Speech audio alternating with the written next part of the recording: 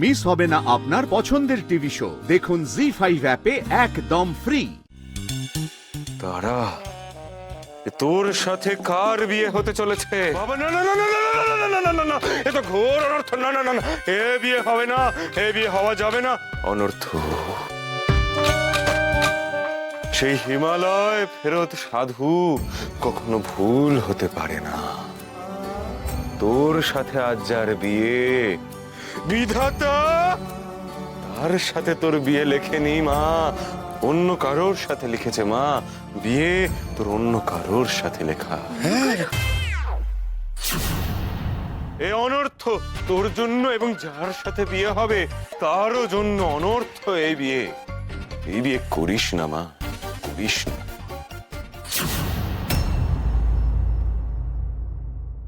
তা কি করে সম্ভব?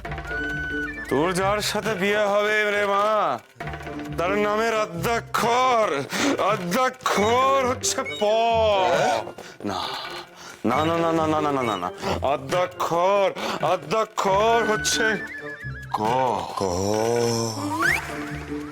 এই স্নেহা, ক মানে মনে হচ্ছে কুশলদার কথা বলছে রে। আমার যার সাথে বিয়ে ঠিক হয়েছে আমি তাকে বিয়ে করব সাধু বাবা। আর তাতে যদি অনর্থ হয় হবে, আমি সেটাকেই আমার ভাগ্য বলে মেনে নেব। মানুষ মনের জোরে তার ভাগ্য বদলায়, উন্নতি করে। আর তুমি নিজের ভাগ্যকে এইভাবে নষ্ট করছো। কিসের অহংকারে, কিসের জন্য?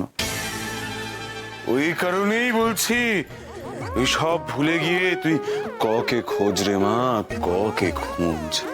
মনের খেলা রে সবটা, মনের খেলা।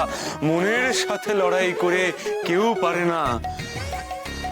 যেমন আমি পারলাম না, চলে এলাম তোমার কাছে।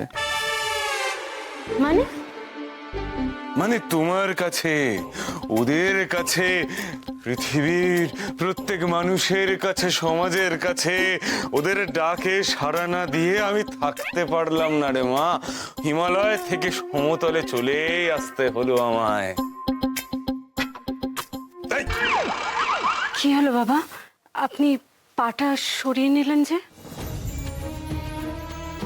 ও, বুঝতে পেরেছি। আমি আপনার কথা অমান্য করেছি, সেই জন্য তো। আমি আপনার কথা অমান্য করেছি ঠিকই, তবু আমি আপনাকে বলবো যে আপনি আমায় আশীর্বাদ করুন। আমি আর কাউকে খুঁজতে যেতে পারবো না। যার সাথে আমার বিয়ে ঠিক হয়েছে আমি তাকেই বিয়ে করব। আর তাতে যদি অনর্থ হয় তাই হবে। দুপুরবেলা খেয়ে যাবেন।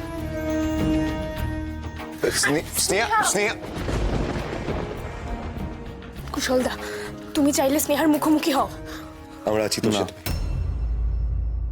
আমি জানতাম কিছুই হবে না, শুধুই তবু এইটুকুই সান্ত্বনা যে নিজের ভালোবাসাকে পাওয়ার জন্য শেষ চেষ্টাটুকু করলাম। স্নেহা, ভালো থেকো। জি5 ডাউনলোড করুন আর সব এপিসোড দেখুন একদম ফ্রি।